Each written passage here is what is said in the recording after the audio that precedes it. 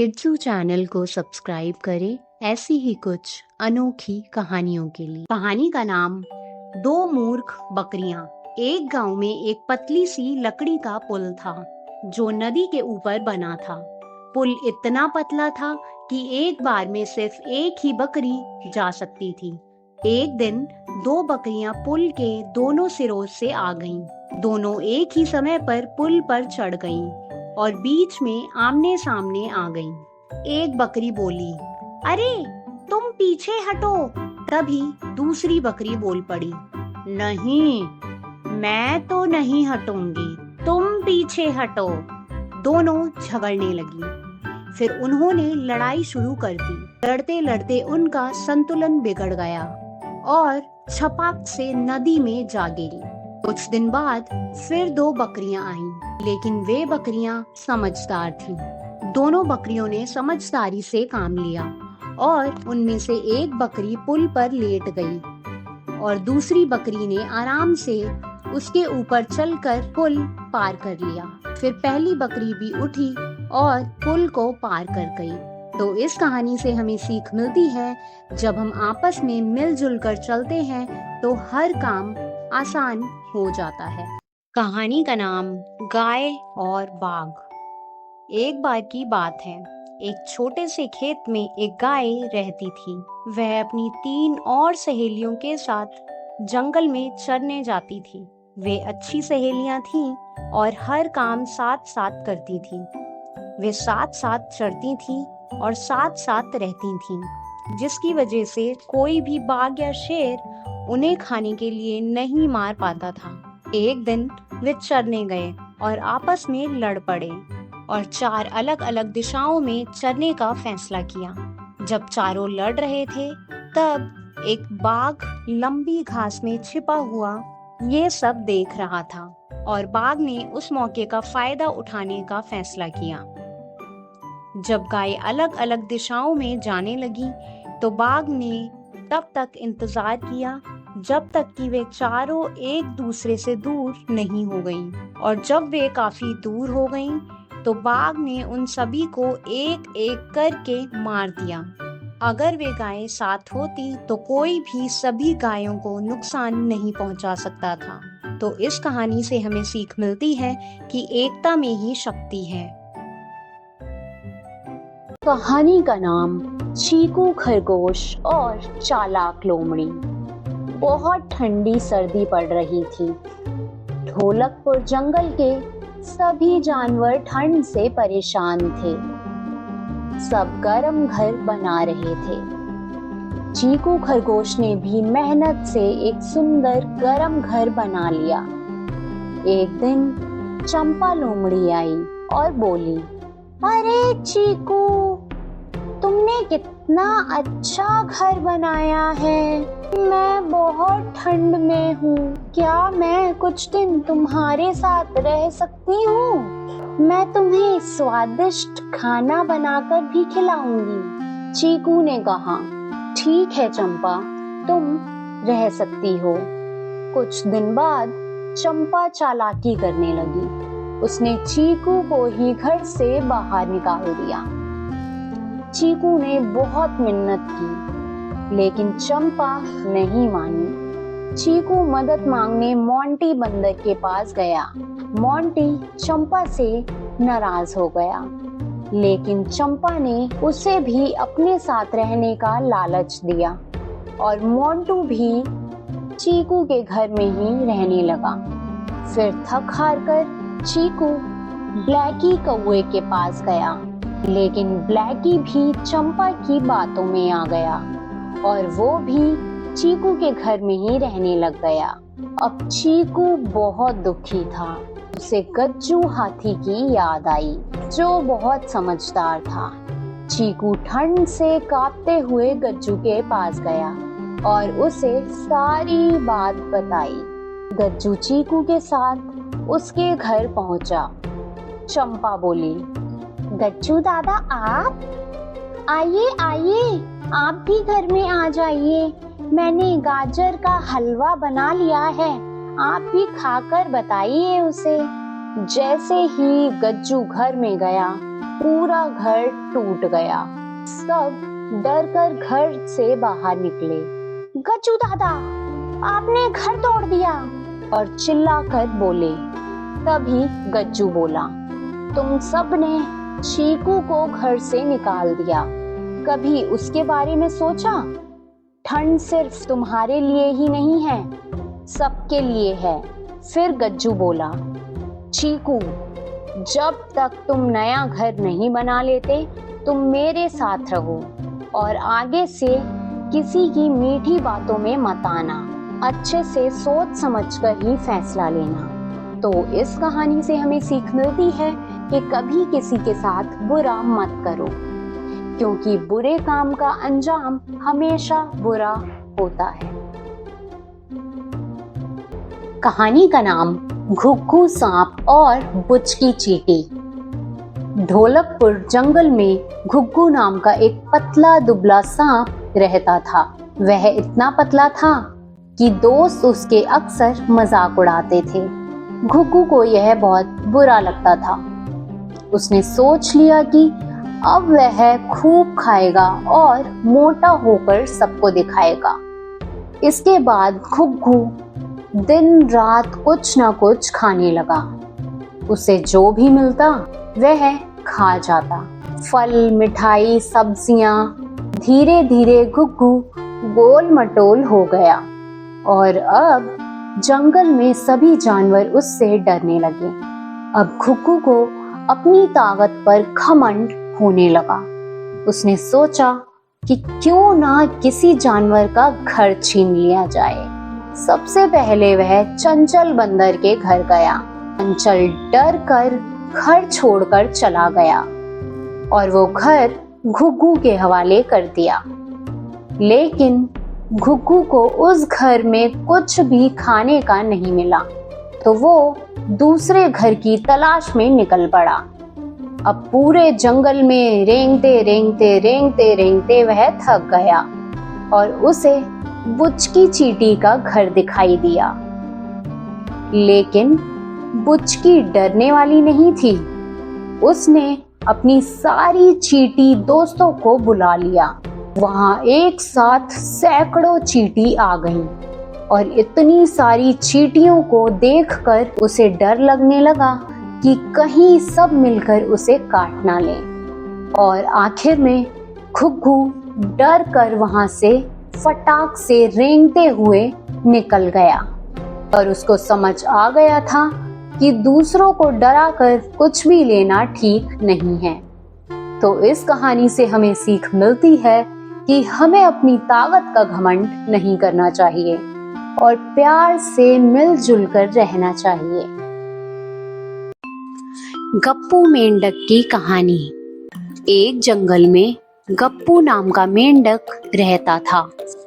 वो सबसे बड़ा था, लेकिन बहुत झगड़ालू था। हमेशा दूसरों से लड़ता रहता था, इसलिए कोई उससे दोस्ती नहीं करता था। जब भी वो आता, सब कहते, अरे भागो भागो, झगड़ू मामा आ गए। एक दिन पड़ोस में रहने वाली पिंकी मेंढक ने पार्टी रखी और उसने सबको बुलाया। ये बात पता लगते ही गप्पू की पत्नी चिंकी को बहुत गुस्सा आया। वो बोली, देखा, तुम्हारे झगड़े की वजह से हमें कोई नहीं बुलाता। गप्पू गुस्से में खाना लेने चला गया। रास्ते में उसे एक सांप मिला, बबलू सांप।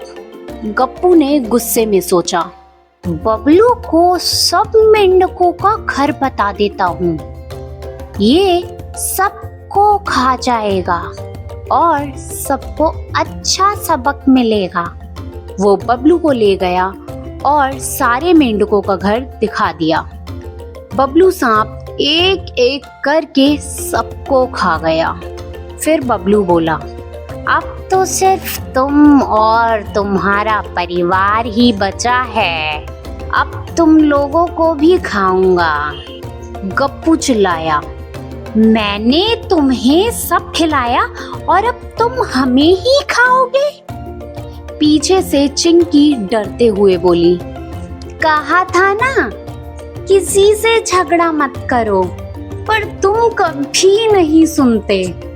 और फिर बबलू सांप ने गप्पू, चिंकी और उनके बच्चों को भी खा लिया।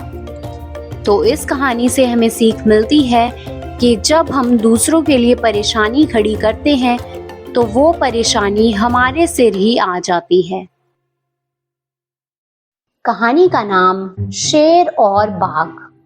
एक जंगल में एक शेर और बाघ रहते थे। शेर जंगल का राजा था और सब जानवर उसका आदर करते थे, क्योंकि वो सबकी मदद और देखभाल करने में सबसे आगे था। लेकिन बाघ को शेर से जलन थी। वो सोचता था, राजा तो मुझे होना चाहिए, ये शेर क्यों राजा बना है। एक दिन दोपहर को जब शेर अपनी गुफा में आराम कर रहा था, तभी बाहर आकर बाघ जोर जोर से दहाड़ने लगा। ये सब सुनकर शेर की नींद खुल गई और वो गुस्से में बोला, कौन है बाहर? बाहर से बाघ बोला, मैं हूँ, जहाँ चाहूँ वहाँ दहाड़ सकता हूँ, ये जंगल सबका है। इतने में एक हाथी आया और बोला, क्या हुआ, क्यों लड़ रहे हो? लेकिन हाथी भी झगड़ा सुलझा नहीं पाया।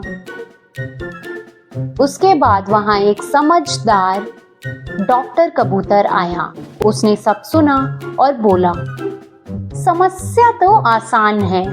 कबूतर ने शेर को गुफा में ले जाकर 2 रुई के टुकड़े दिए और कहा, महाराज, इसे आप अपने कानों में डाल लीजिए, फिर बाघ चाहे जितनी जोर से दहाड़े, आपको कुछ सुनाई नहीं देगा।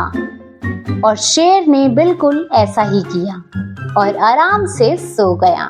तभी कबूतर शेर की गुफा से बाहर आया और बाघ से बोला, सुनो बाघ भैया, शेर ने तो मान लिया कि आप ही सबसे ताकतवर हो। अब आप जंगल के ऊंचे टीले पर रहो ताकि सब जानवर समझें कि आप ही राजा हो। ये सब सुनकर बाघ बहुत खुश हुआ और टीले की तरफ चल दिया।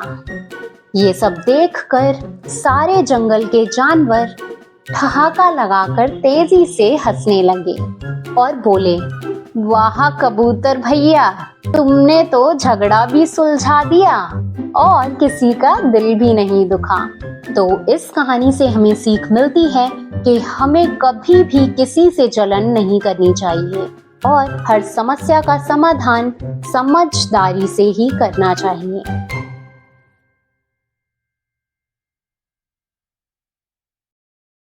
कहानी का नाम शेर का अपहरण। सुंदर वन जंगल में सभी जानवर मिलजुल कर रहते थे। उनका राजा मंगल शेर था, जो बहुत ही शांत स्वभाव का था और किसी को भी नुकसान नहीं पहुंचाता था। एक रात मंगल अपनी गुफा के बाहर सो रहा था। तभी उसे बहुत स्वादिष्ट खाने की खुशबू आई। जैसे ही वह खाने के पास पहुंचा, अचानक शिकारियों ने ऊपर से जाल फेंक दिया और मंगल को फंसाकर शहर के एक सर्कस में बेच दिया। जब मंगल को होश आया, वो एक पिंजरे में कैद था। उसे जबरदस्ती करतब सिखाने की कोशिश की गई, लेकिन उसने इनकार कर दिया। गुस्से में सर्कस के मालिक ने खाना पीना देना बंद कर दिया। दूसरी तरफ जंगल में जब सब जानवरों को पता चला कि उनका राजा गायब हो गया है, तो भोलू हाथी ने सबको इकट्ठा किया। मीना लोमड़ी और हिरण ने सुझाया कि चिंटू बंदर शहर जाकर पता लगाए। उसके बाद चिंटू शहर गया और सर्कस में मंगल को ढूंढने निकला। 3-4 सर्कस में घूमने के बाद आखिर चिंटू ने मंगल को ढूंढ लिया और मंगल को भरोसा दिलाया कि सभी जानवर उसे छुड़ाने जरूर आएंगे। अगली रात सभी जानवर शहर पहुंचे। चिंटू ने पहले चौकीदार को चुपचाप बेहोश किया। फिर भोलू हाथी ने पिंजरे का दरवाजा तोड़ दिया और मंगल आजाद हो गया। बाकी कैद शेर भी जंगल चलने को तैयार हो गए। तभी मंगल ने कहा, अगर तुम किसी को नुकसान नहीं पहुंचाओगे तो तुम सब मेरे साथ चल सकते हो। जंगल के जानवरों ने सर्कस के मालिक को चेतावनी दी कि अब कोई जानवर तुम्हें सर्कस में नहीं दिखेगा, और सब जानवर मिलकर वापस जंगल की ओर चल दिए। तो इस कहानी से हमें सीख मिलती है कि एकता में ही ताकत होती है। अपने साथियों की मदद करना ही सच्ची बहादुरी है। कहानी का नाम लालची बुढ़िया और सुनहरा हंस। बहुत समय पहले की बात है। एक झील में एक सुंदर हंस रहता था, जिसके पंख सोने जैसे चमकते थे। उसी झील के पास एक बूढ़ी औरत अपनी 2 बेटियों के साथ रहती थी। वे बहुत गरीब थीं और कभी कभी तो खाना जुटाना भी उनके लिए बहुत मुश्किल होता था, और दूर से ही हंस ये सब देखता। एक दिन हंस ने सोचा, क्यों ना मैं इनकी मदद करूं? तो हंस उनके घर आया और अपना एक सुनहरा पंख देकर बोला, इसे बेच लेना अम्मा, और अपनी और अपनी बेटियों के लिए खाना बना लेना। ये देखकर बूढ़ी औरत और उसकी बेटियां बहुत खुश हुईं।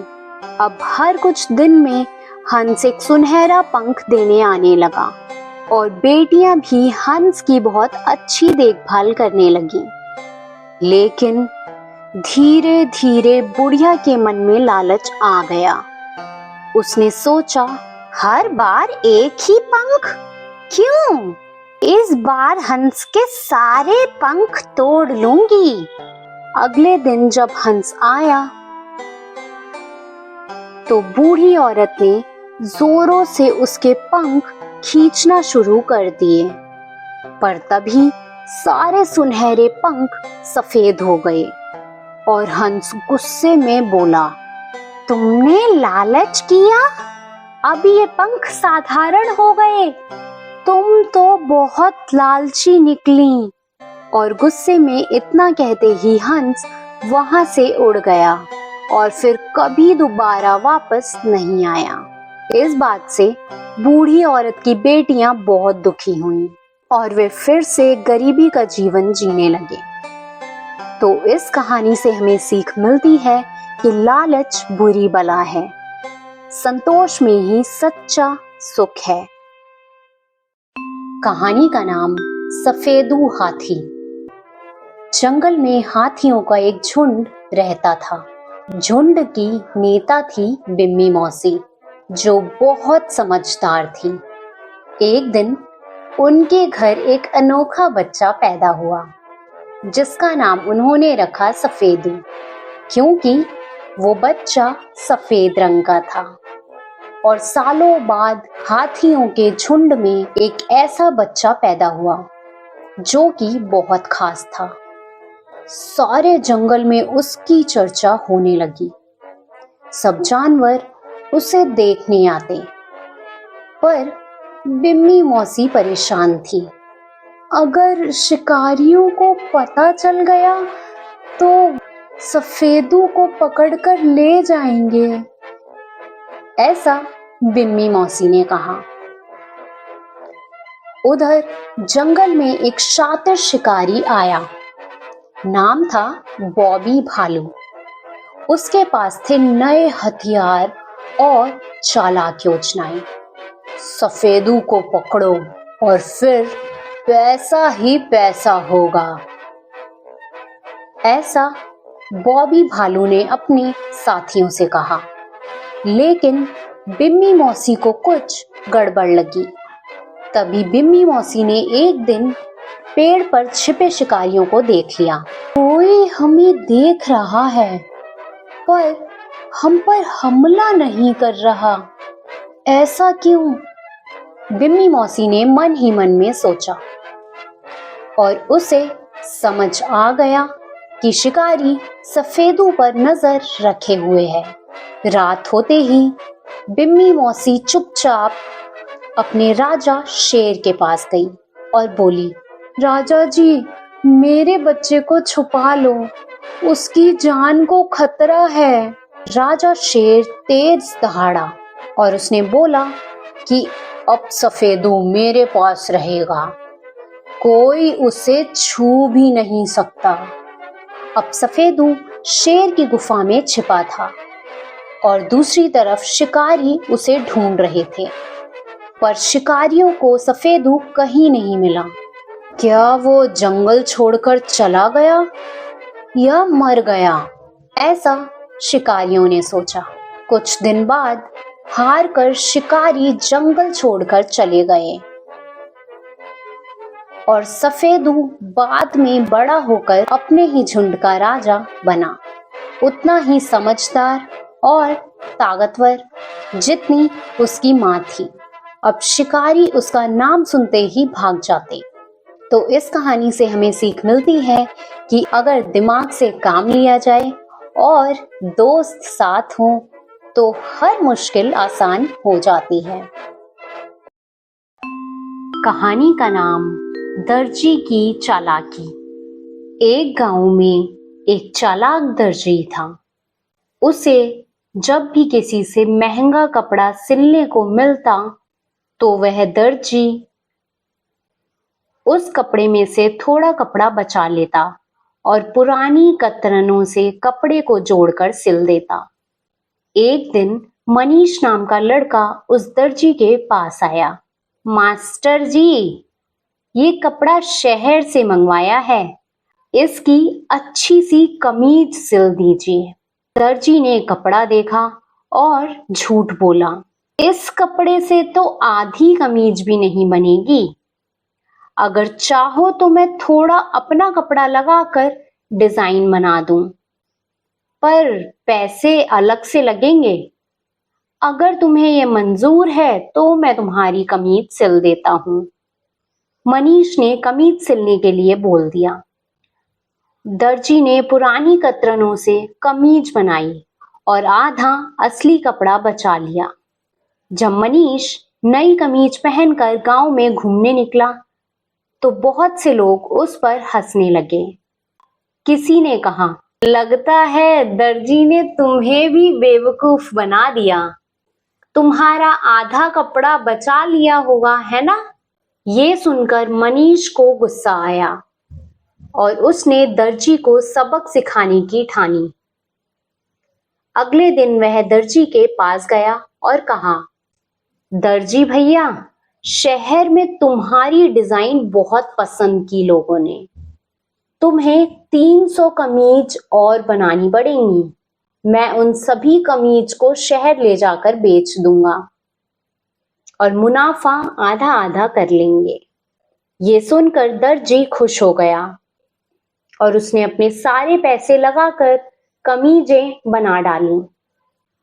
अब दर्जी मनीष के वापस आने का इंतजार करने लगा।